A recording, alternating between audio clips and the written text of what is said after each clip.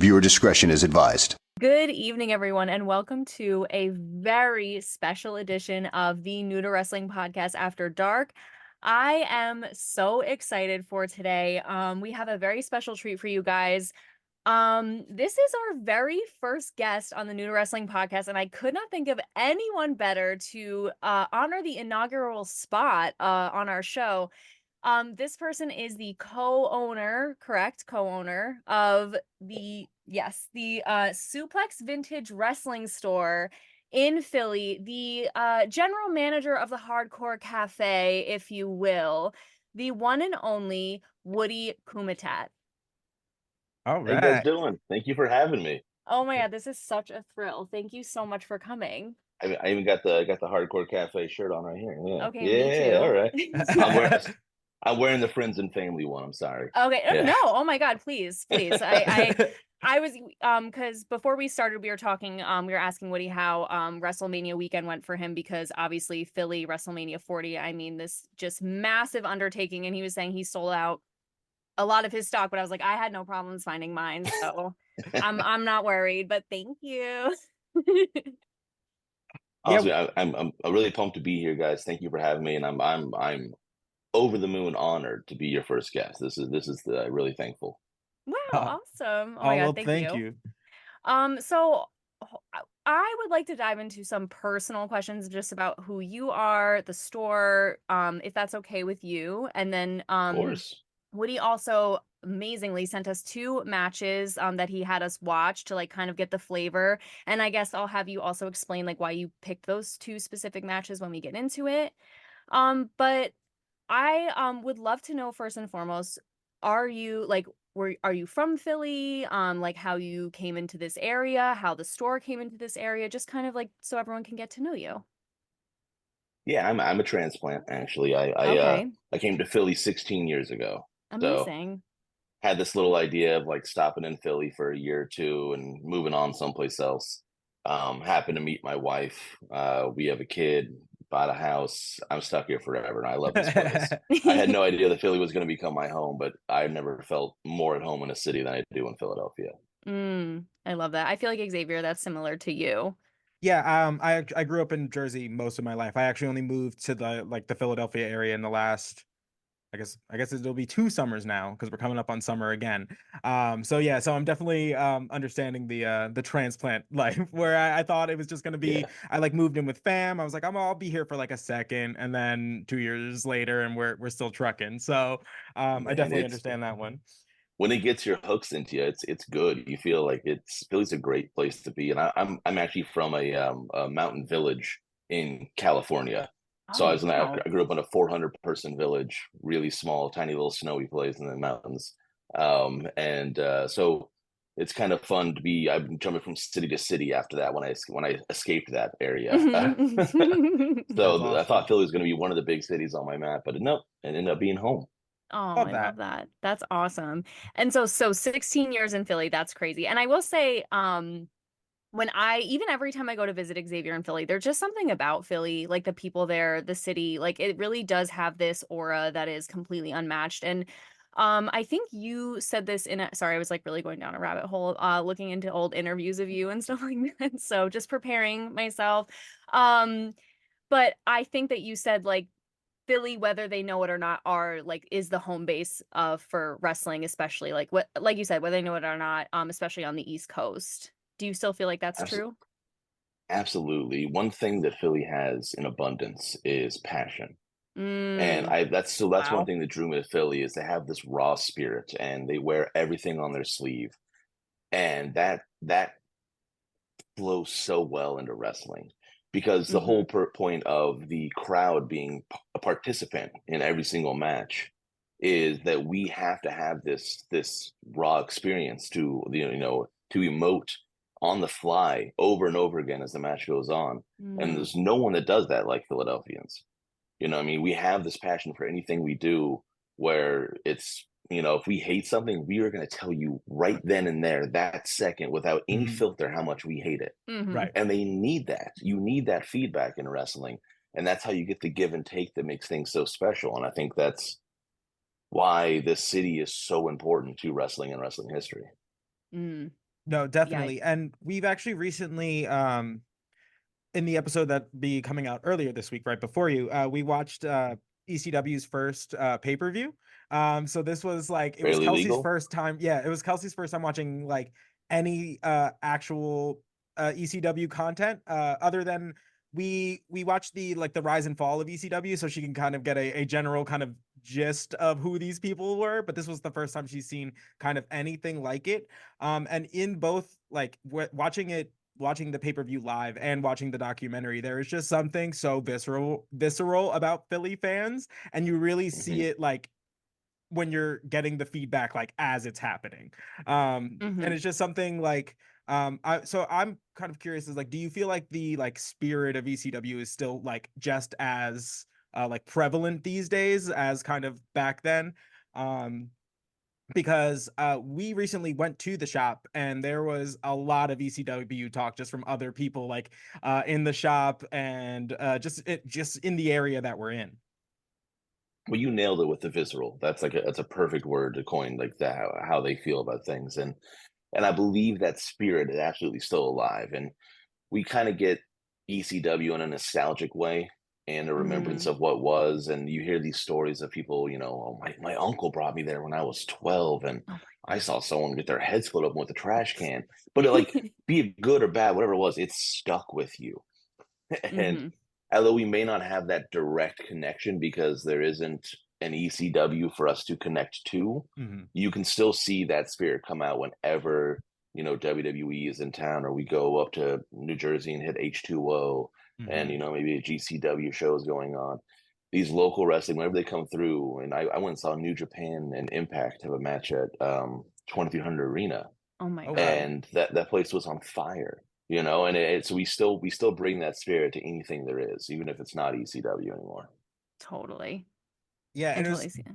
yeah, and we I guess like just in the same kind of vein, Paul Heyman's like Hall of Fame like acceptance speech. Did you get a chance? I'm assuming you did. Oh yeah, yeah. And it's I've never heard kind of the spirit of ECW encapsulated better than of course by Paul Heyman.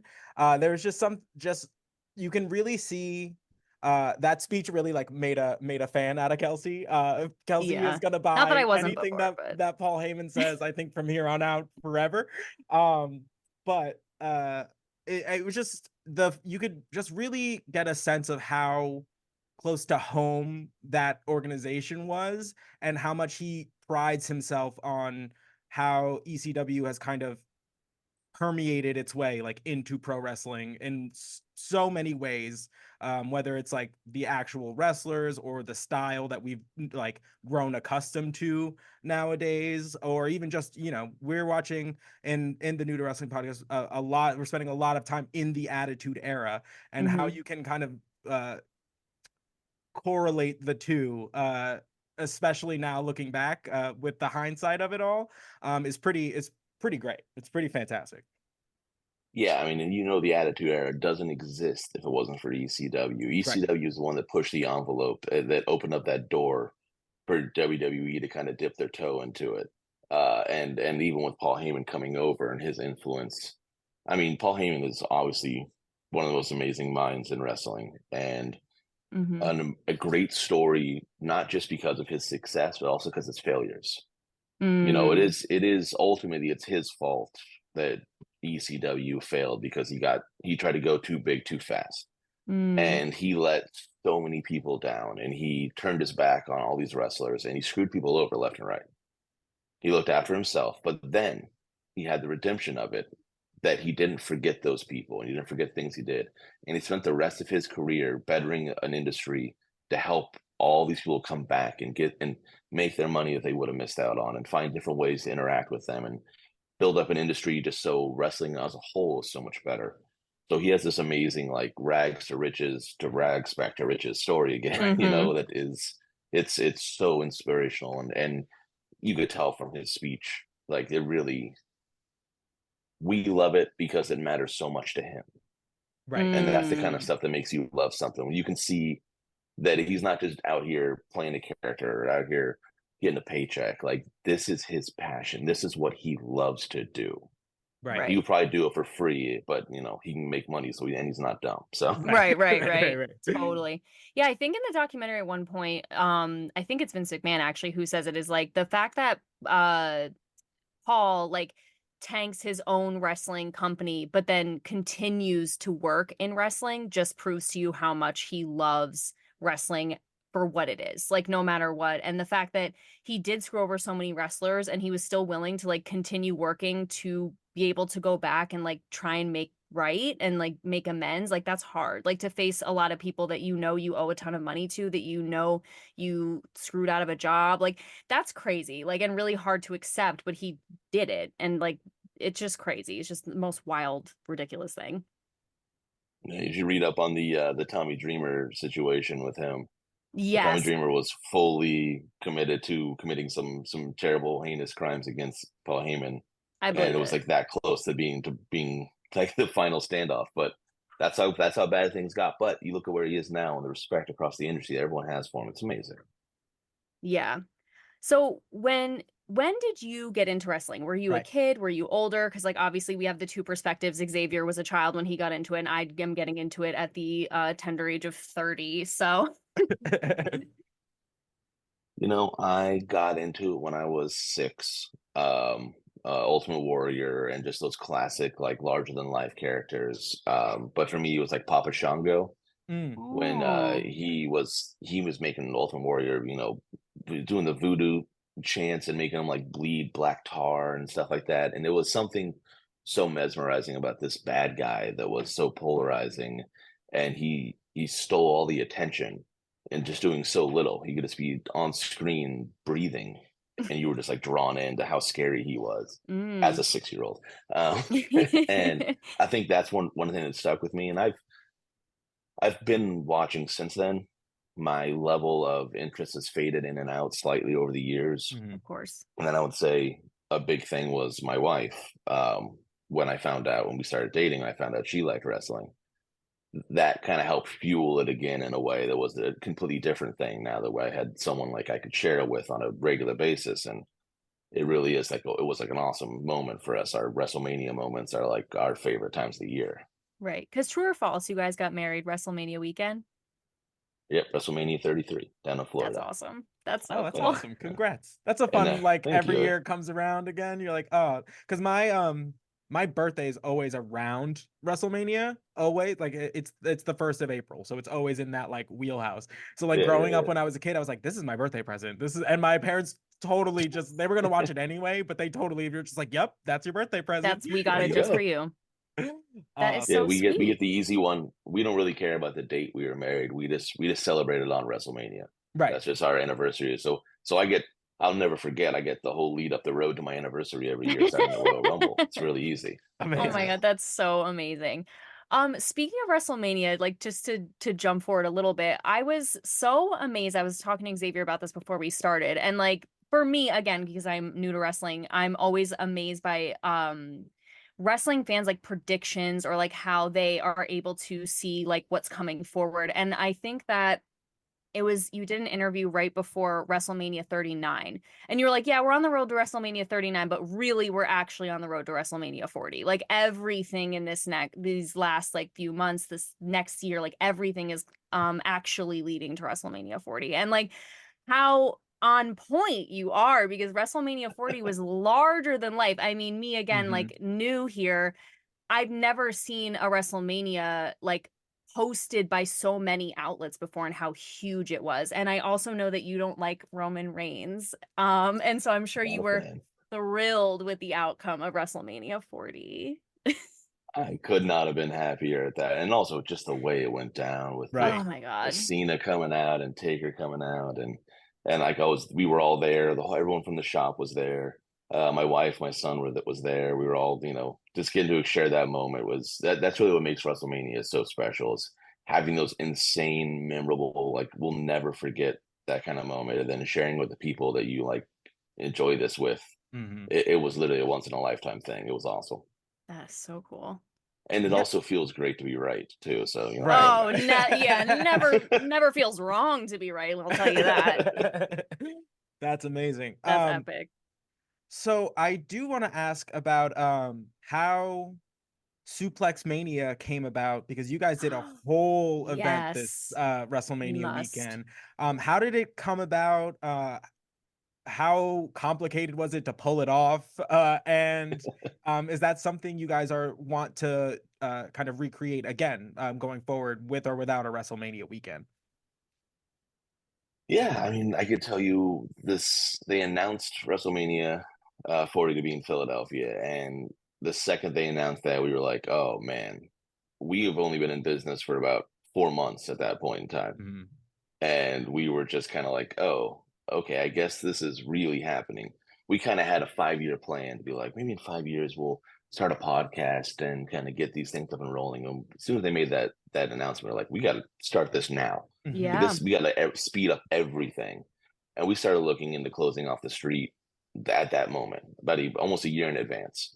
We're like, how do you actually block a whole street? And what is a permit to have a wrestling ring in the middle of South Street? And Mm. how like, Googling, like, how do you book a match? You Right. know, Oh like, my had to God. start from scratch on everything. Dang. And it could not have happened if it wasn't for just amazing people in the industry. People from Labor of Love Wrestling here in Philadelphia. It's a local indie group. Drew Gulak and Catchpoint Wrestling, his school.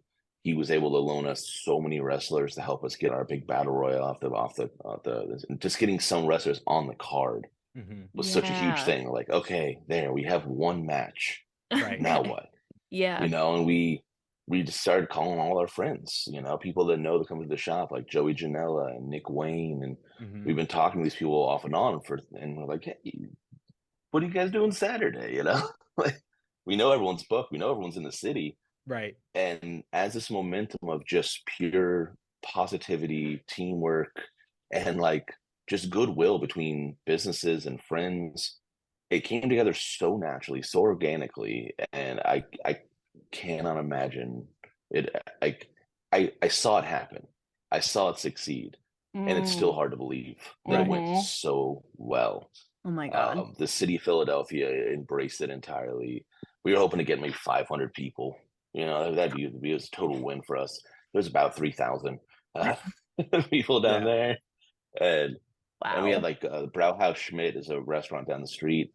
They like held our hand through the food and drink process and everything. All the, Anthony Deppen is a local indie wrestler who has his own beer company. He brought his beer in. It was just great. Everything lined up so perfectly. But it was about 9 months of planning before we Yeah. got to that point. Oh But my now we God. have an idea. So now we can do this. It's not impossible.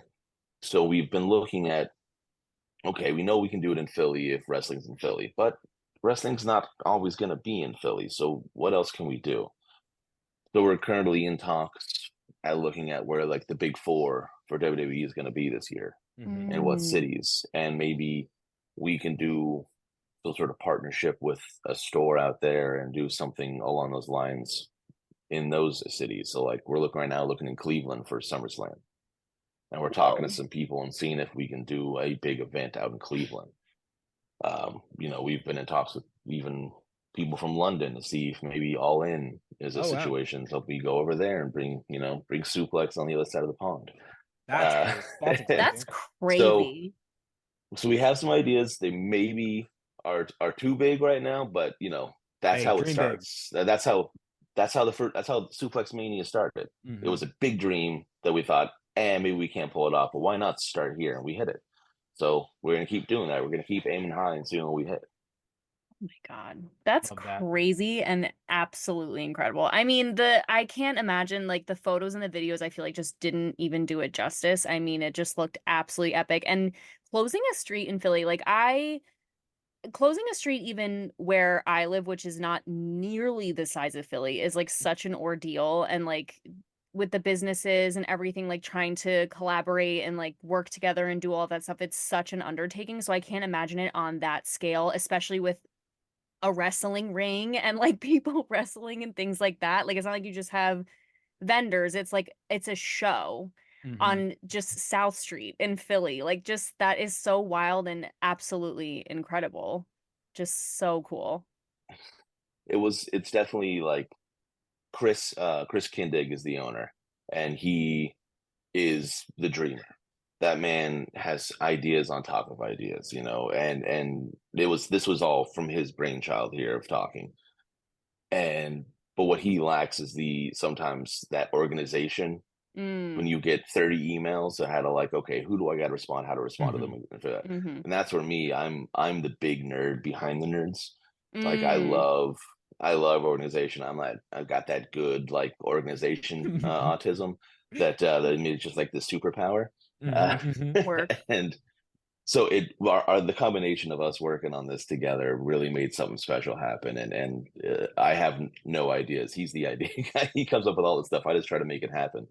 And but like I said, it was really so many people stepped up to help, and now we're in the same boat. All the things we're talking about, we're not doing any of this by ourselves. Mm-hmm. We're talking to different wrestling promotions and different things like that to kind of partner up with people and do more fun things for Philadelphia or other cities coming forward. So cool. Yeah, that's awesome. Like I really wanted to. Kelsey was actually going to come down that specific weekend, Mm-hmm. but I at the last minute was offered a chance to work WWE World, like the convention, the fan Yeah, convention, yeah, yeah.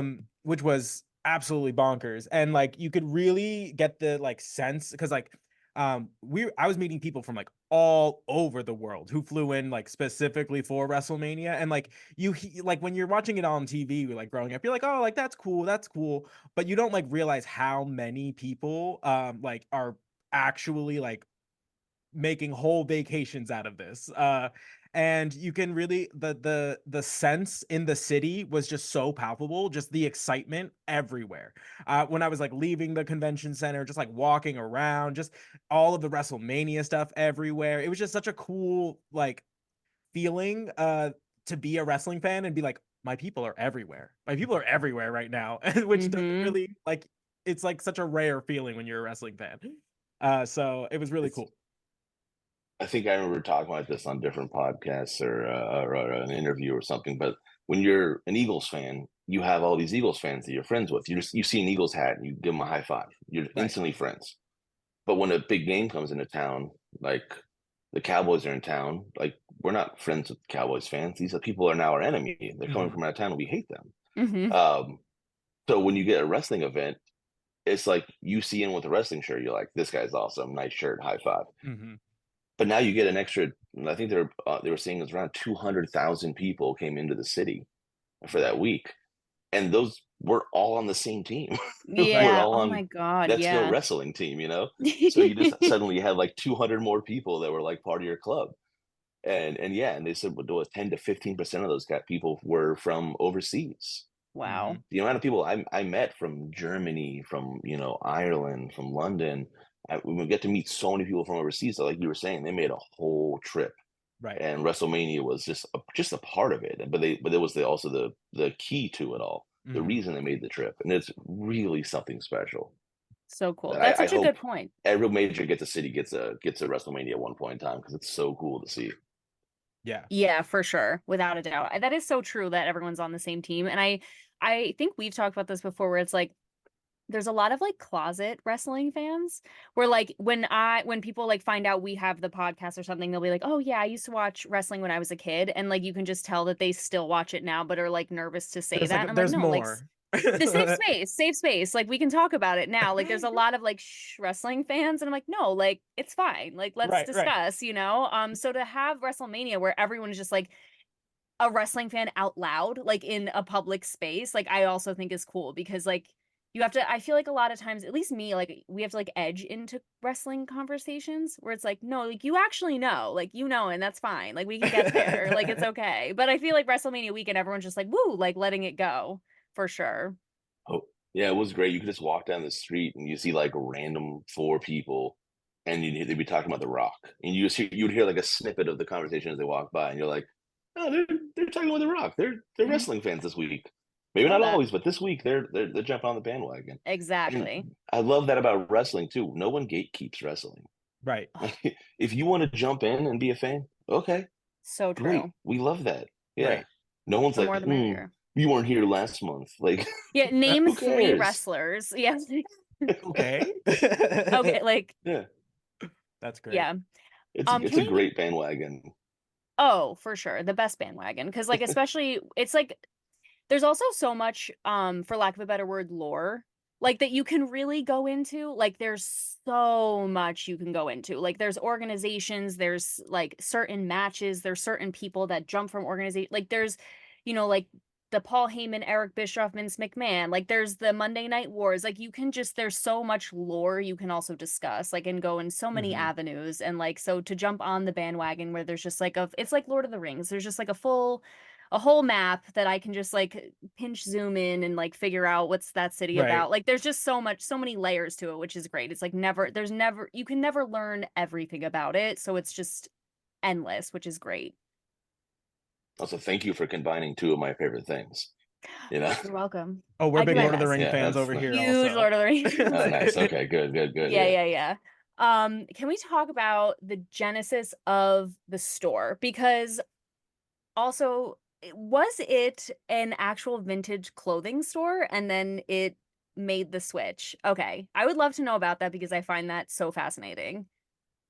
So I'd say it starts about 11 years ago when Okay. Suplex Sneakers opened up, and that was Yes. Chris's idea. Chris and Mike and a bunch of other people got together to the sneaker store, and I'm around, you know, orbitally. I'm a satellite to them. I've been in the sneaker industry a long time with them, and that's a bit, it's been a great success. It's been running for over 10 years. It's one of the best consignment sneaker stores on the East Coast. So about 3 years ago, we decided to get into vintage clothing. And this is a huge, it's right around the pandemic situation. That right before that, get into that, and it's going great. We actually in 2021 win Vintage Clothing Store of the Year in Philadelphia, Crazy. and we decide what should you do? You should shut it down because So we were crazy. noticing that it was just like what people wanted was the vintage wrestling. Yeah, we sold the Harley Mm, Davidson, and yeah, the band and the concert T-shirts, but it was, three wrestling for every one anything else. mm. Plus, what we liked collecting Mhm. was wrestling because we all liked wrestling. And then we find ourselves watching on a pay-per-view on TV in the background anyway while we're doing work. And we kind of people came in and like they started watching wrestling at the store, and we're like, oh yeah, we'll watch. Sure, let's put this on while we talk about vintage clothing. And we got to a point at some point, and we're just like, can we just open a wrestling store? Is that possible? And you start looking around and we're like, well, who does that? Like, there's got to be a model for that somewhere. And we find a Mm. wrestling store that's a comic book store that has wrestling. And oh, this store's a toy store that has wrestling. And we're looking, there's no vintage wrestling store in the world.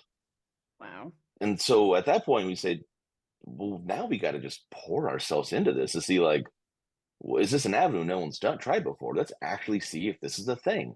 Maybe we're going to find out real quick why no one's done it, but who cares? Like in the meantime, it'll be really fun. It'll be a Right. spot where we can hang out, watch wrestling. You can say create a safe space for wrestling fans. Yeah. Like I've always tell that I'll never end an interview ever without telling people like, you want to buy something, please come in.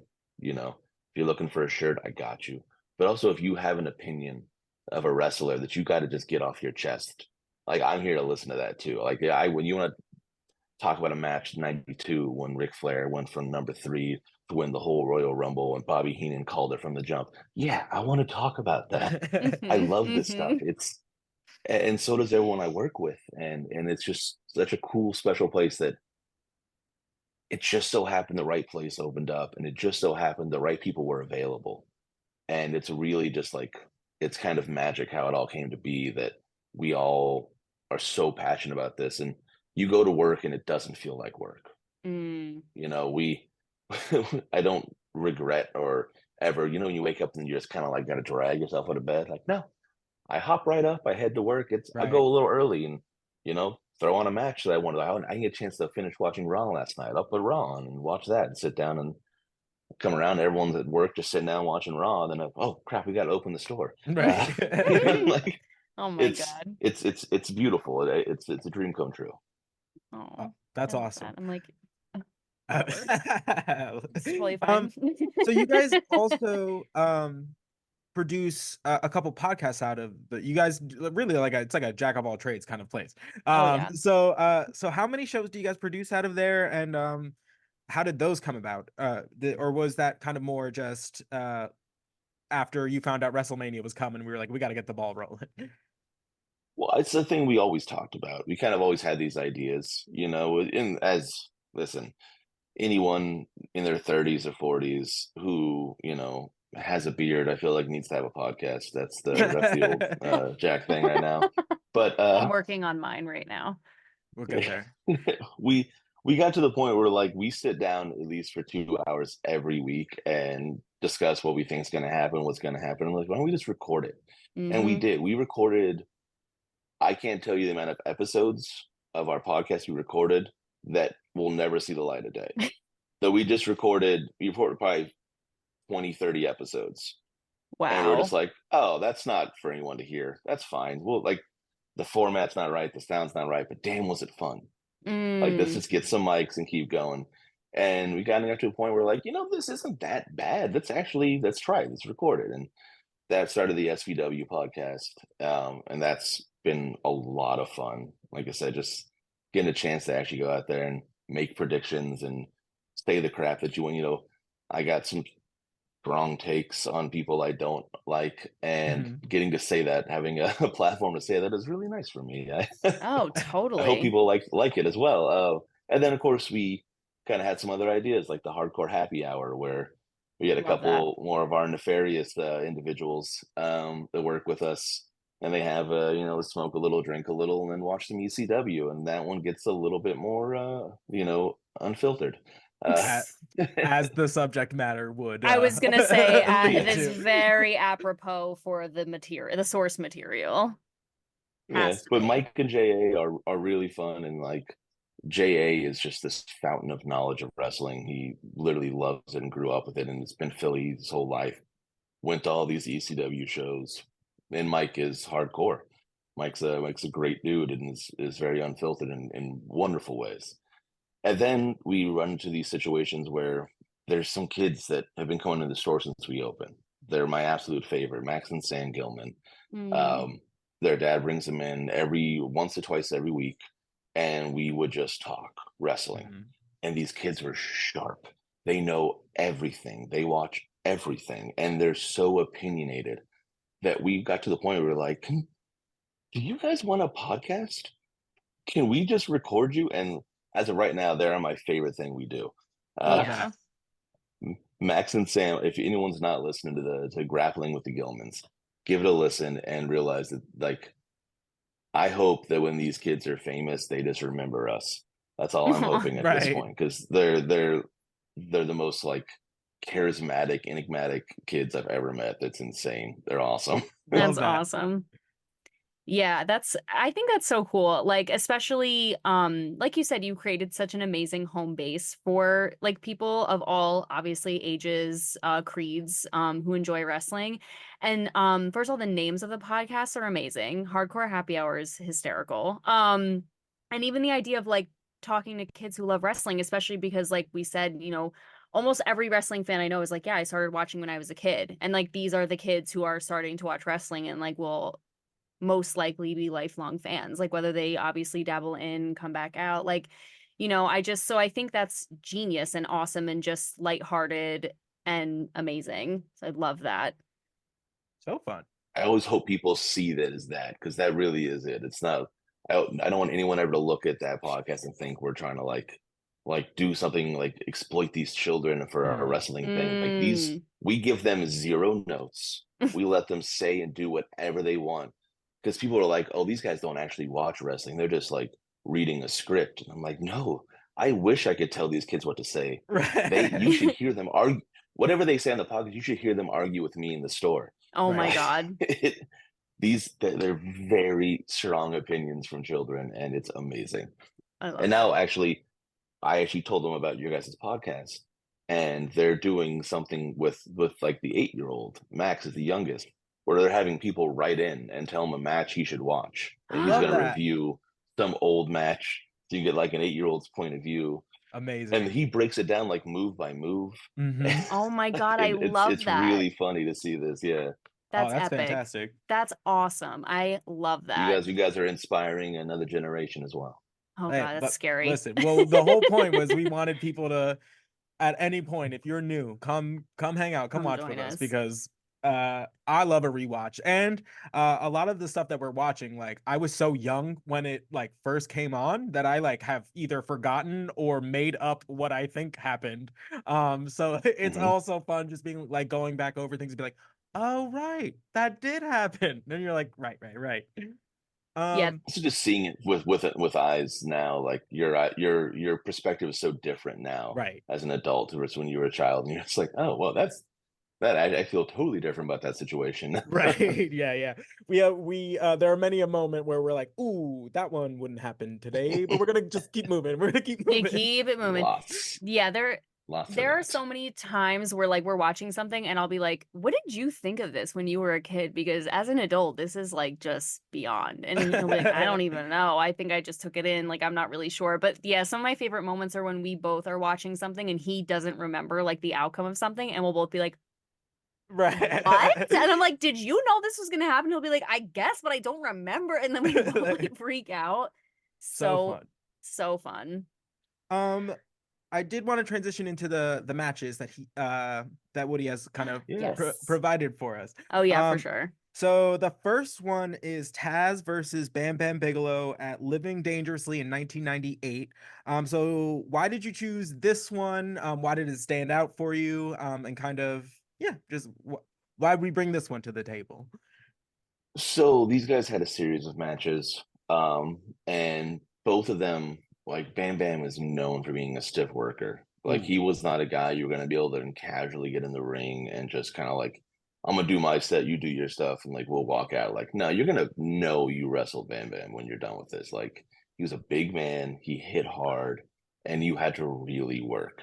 And then you had someone like Taz who was going up against him, and that man had the chip on his shoulder at all times. yeah. Like he was going to leave receipts with every person he was with, and he had that kind of like that small man syndrome, where you could Hmm. tell he just was like a little bit more angry than he should have been.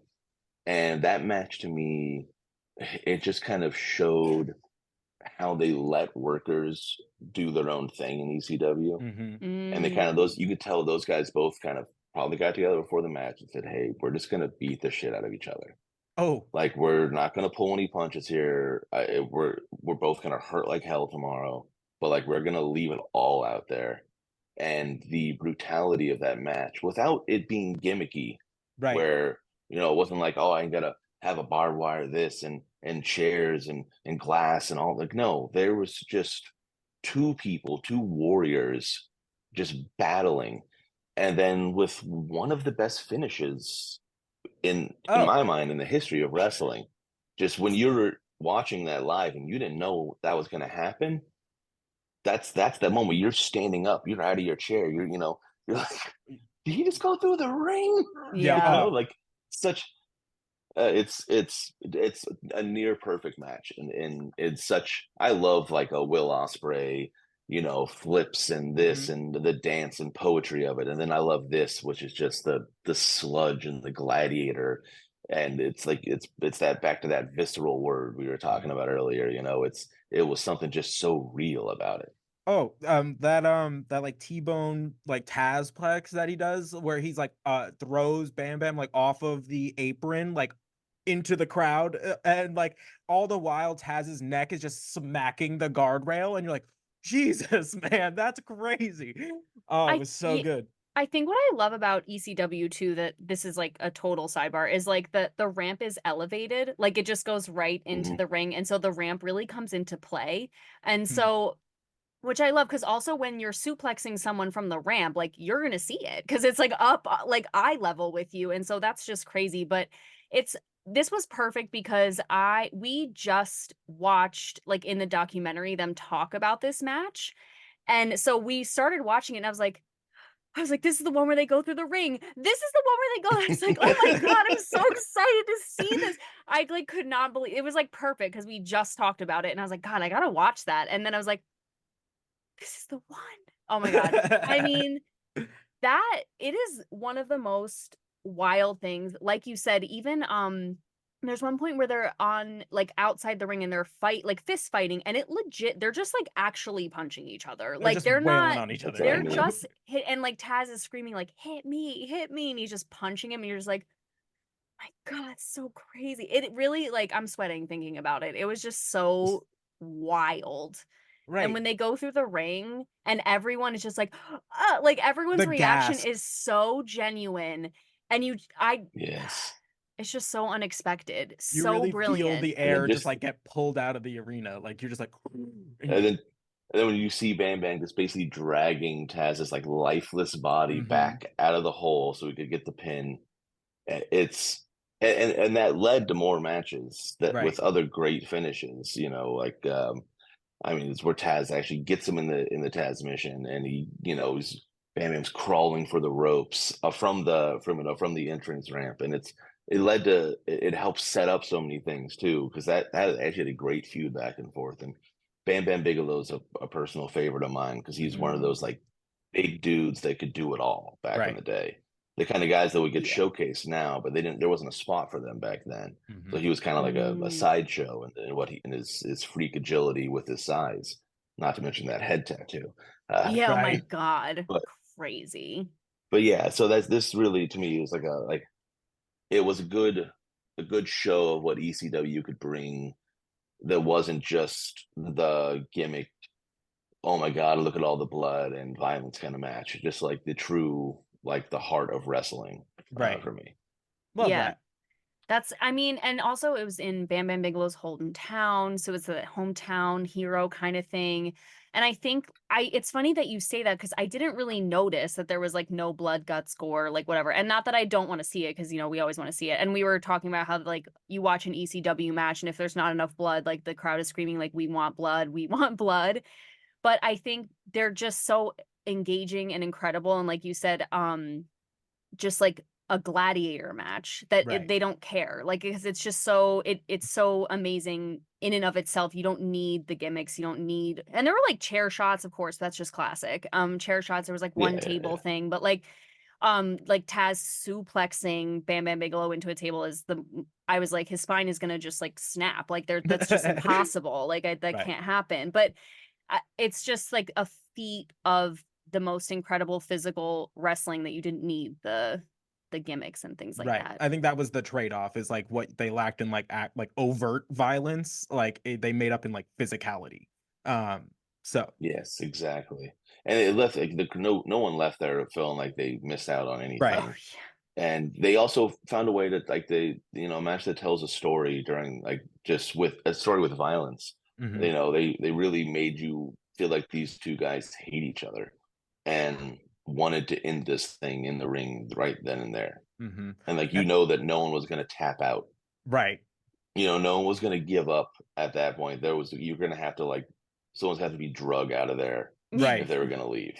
Mhm. Yeah, I mean, like the one EMT came out with a stethoscope as soon as the match was over and was like checking Taz's like heart rate. I was like, I love this. I love like how far they go. Like they're gonna really wheel him out in a stretcher. I'm so into it. As if Taz would let them.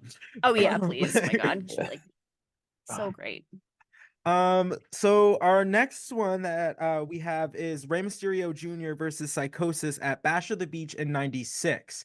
I am curious as to why you picked I was gonna this ask this this too. one out of all of their kind of classics because they have as was Exactly. like alluded to during like the match itself, like they feud everywhere. They feud in Mexico, they feud in Everywhere. Japan, in ECW, WCW, and even They're WWE, like way down the line. So what was it about this one in particular? So it's a two-way street. It's one for another we to put another shine on ECW because they have done this in '95. They did this in ECW as well, and in a much more violent style match. Hmm. And I don't think I don't think it was even a pay-per-view. I think it was just a part of their TV series. And one thing I loved about ECW, we talked about the violence, we talked about all the stuff they did, but they also did where they gave people a chance. They gave a Mexican legend and a Japanese legend, and they put them on TV and let them entertain people. And no one was taking a chance on people like Rey Mysterio and Psychosis yet. And ECW gave them a platform. They showed up and they showed out. Mhm. And then we see them on WCW, so opening up pay-per-views. So it was a cool thing where ECW actually helped give them that step to get to the mainstream they wanted to be. And they did that for so many people. I mean, the amount of people that came through ECW before they made it big with Guerrero and Benoit and Stone Cold, all these people that came up at one point in time had a stop in ECW as well. Mhm. And that like Heyman had that shine on people, or he would send them on their way. So I kind of wanted to pick this one in a sense of, I feel like this was their true moment where they got to put to a national audience of what they could do. Because Bash at the Beach was one of the biggest pay-per-views at the time. And that one in particular is one that's one of the most that's rewatched, because it is the one where the NWO forms. Right. Yes. That's the Hogan's the third man, and they come out, and it changed wrestling history. Yep. So I feel like that pay-per-view was so important to anything. And they had the moment to start it off. Right. And you can tell at that time, they didn't even know what half the moves were called. The announcers were calling out things and Yeah, it was just guessing Mike what stuff Tenay was. and everyone else was just fumbling. Yeah, even Tanay's like having a little trouble keeping up. And then, and it was such a chance to really show the whole world this different style of wrestling. And I will say that was the style that got me. That was a style that absolutely hooked me, and I became a WCW fanatic at that point. And luchador style and technical wrestling became everything to me. And I grew, and at that point, I became a huge fan of Ultimo Dragon and Eddie Guerrero, and even back to Dean Malenko, Chris Benoit, Chris Jericho. Like, these guys became my favorite wrestlers. Yeah. And it was really like, everyone, like the Hogan, all that stuff was cool. That was fun. But that was all flash, no substance. And I realized it was the substance that I craved. Right. And that's still to this day kind of what leads me towards my wrestling path. And so much of it. So this is almost a nostalgic pick for me, where I will tell you, this is the match that I have seen more than any other match in wrestling history. I have sat down and watched this so many damn times. Right. It's one of the first matches I showed my son when he got into wrestling. It's the amount of times I put Bash at the Beach 96 on at the stores, and probably annoying the other people that work there. So this to me was just kind of like a good roundabout way of, like, if you're teaching someone all the joys of wrestling, make sure they see this side too, right, and get that good love for that lucha technical styling. And these two were just masters at it. So crazy. Yeah, I will say, I feel like, oh, you go. No, go ahead. I was gonna say, I feel like that's what draws me to, at this point, is the technical. Like, when we were talking about, like, just like the springboard moves that people do. I'm like, how do they do, like, just like run, jump, like flip, do like that? The technical wrestling is really, like, at this point, in like the beginning of my like love for wrestling, is like really what also has hooked me. Like, that, just the ability, the how they're able to do it is mind-blowing to me, and it is what that style that like keeps me coming back for sure. Like, for me, whenever I like described it specifically, like WCW, it was always like I was always very into Sting and then like the undercard. Always. And it very much like in the same vein, like all of the people that interest me, like when they ended up going to WWE, I was like, oh well, I guess we're done here. Like, because as soon as we hit like 2000, like the Radicals came over, I was like, well, here we go. So oh yes, Saturn was amazing in the Saturn. Radicals. Oh yeah. Saturn was in part of the Eliminators. Yeah. Okay. Yes, I did. Yeah. Total Elimination. Oh, she was a big fan of Joey Styles. God, I love that man. I love that man. No one works harder than that man. No one knows more things, more moves. We were joking because every move for every wrestler has 14. Like, the T-bone Tazplex, like everything has like such a specific name for each wrestler. He knows every single one. He never fumbles. Like, he's on point. Like, he was the best. He was just incredible. Solo is what's like most impressive. It's just like they just left him alone. Which I couldn't imagine being out on an island like that, just like being it's just me the whole time. Okay, here we go. And he's doing like interviews, he's like got the mic and he's over here, then suddenly he's on the table like commentating, then he's like he is everywhere. And just like it, and he doesn't even look like it bothers him. He's just like, now I'm over here, so what? Like I don't know, Right. like there's just something about him that really gets me. And he literally looks like someone just yoinked him right off the sidewalk and put him there. Right. Like he It's doesn't. somehow just unflappable. Yes, I love that guy. Sorry, go ahead. No worries. Did you have any other big questions? Because if not, I think we can wrap it up, right? Oh, well, really quickly, I just want to talk Oh, about hit how me. insane the match was, because like Oh yeah.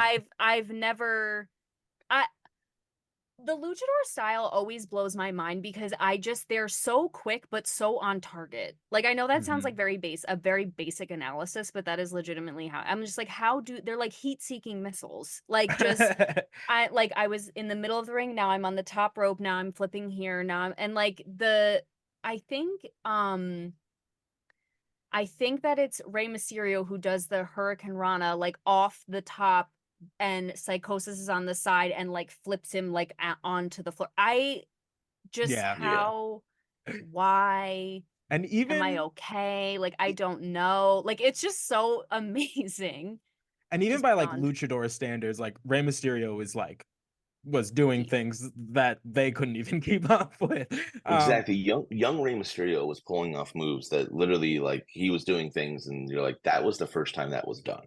Mhm. And he did that so many times where he Right. was like, well, people had talked about it or they done a variation of that, but like a hurricanrana from the top rope to the apron thrown over, like that wasn't being done. Mhm. And it was because he had that amazing chemistry with all this work he had with Psychosis. Mm. And also, I feel like Mysterio gets so much credit for this over the years, but like Psychosis was an amazing dance partner Mhm. because he had that lucha style, but he was also very big and very strong.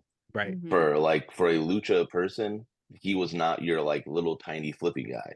Like he Right. was actually a big dude. Like, his power bombs Ooh. in that match are brutal. You know, Right. and you Vicious. see him, he literally takes over the match almost in a very like ground style, you know, where he's just overpowering him and taking out his legs and hurting him. And then you think like, oh, that's what it's gonna be, but like no. Mhm. Rey Mysterio comes right back and it's off the rope and it's springboard this and it's, you know, roll through. It's got everything you want in a match. And to me, at least, you know, maybe my nostalgia might make me a little biased, but Mhm. Another one, it just for you, Kelsey. Rey Mysterio, Eddie Guerrero, Halloween Havoc, is another 97. one Yeah. that where Rey is just absolute. Well, they're both showing out.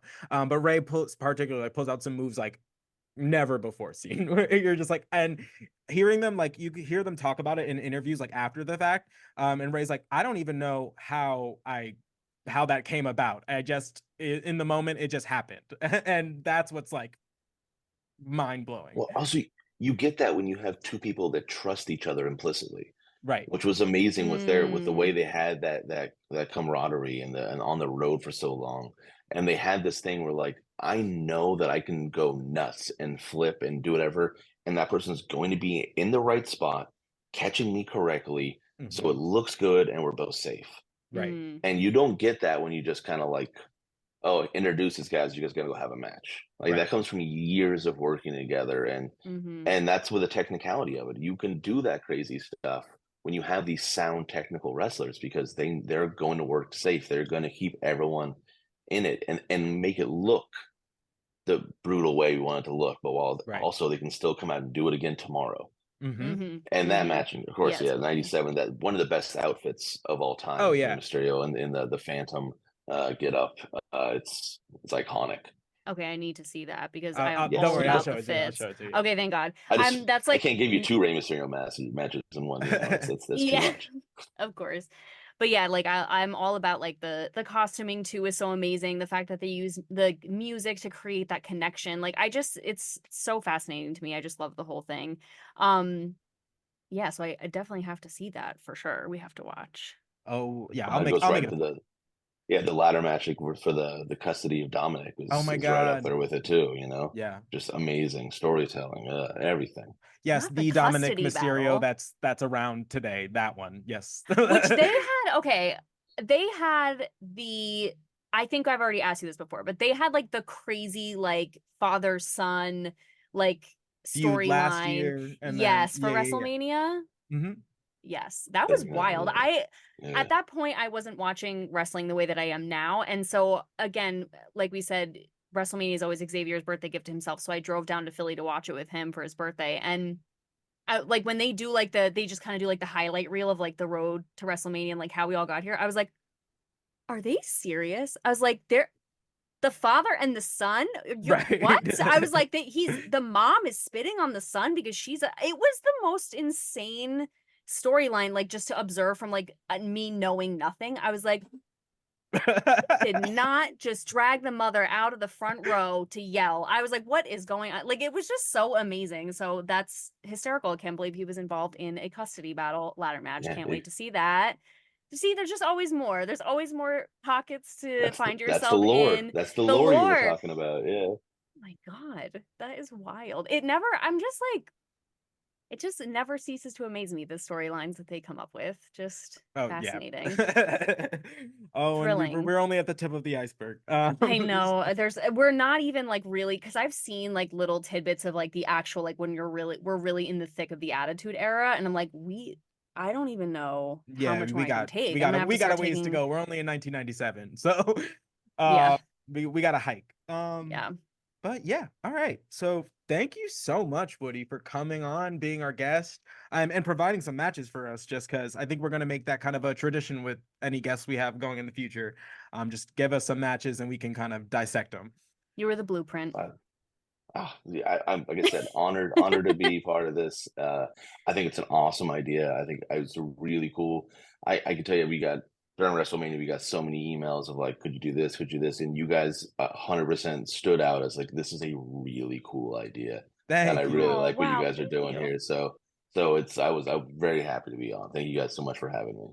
All right. thank you, Well, and we hope thank you come you. back someday because that Yeah. would be sick. Yeah, let me know. I'm in the area, and if you guys are in the Philadelphia area, make sure you guys stop at Suplex Vintage Wrestling. It's at 628 South Street. And they're typically open noon to 6 most days. Noon to 6, closed on Mondays. Oh, And me too. everyone in there is super great, super willing to just talk about wrestling, point you Nicest in the people right ever. direction. So yeah, so thank you so much for coming on. If you're in the area, definitely check out Suplex Vintage Wrestling, and we'll catch you next time. We'll see you there. Bye. Bye.